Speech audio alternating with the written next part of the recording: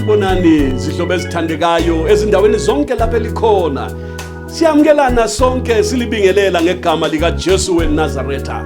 Sibonga uThixo sigcinileyo bantu bakithi, wasivikela ezingozini, wasivikela nazintweni ezilimazayo nemikhuhlane ayisibambanga ngoba uJehova ungumalusi wami, angikuswela. Nanti ithuba elihle, ithuba lokuba sizwe ilizwi lenkosi. Ntambama nje uThixo usilungisele indaba emangalisayo. uThixo uyasithanda sihlobo, yikho sipha amathuba okuzwa ilizwi lakhe. Asondeleni ke, thatha iBhayibheli lakho sihlobo sami, awuhlale phansi. Biza nemuli yakho iqoqa ihlale phansi lapho khona. Usemsebenzini yini? Beka indlebe.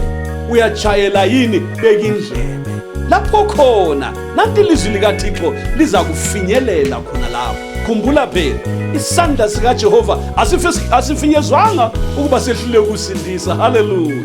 Xa ungalalela ngokukholwa, noma ugula uyaphila namhlanje. Uma ungakathethelelwa izono, uma ungakazalwa kutsha, nanti ithuba olulungiselwe lizulu sihlobo sami.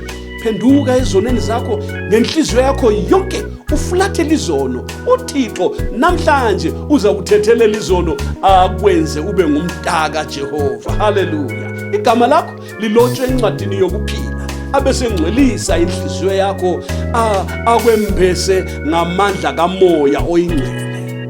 Nxa usunjalo uzakwazi ukuphilela uThixo, ngoba konke okuzelwe nguThixo kuyanqoba izwe.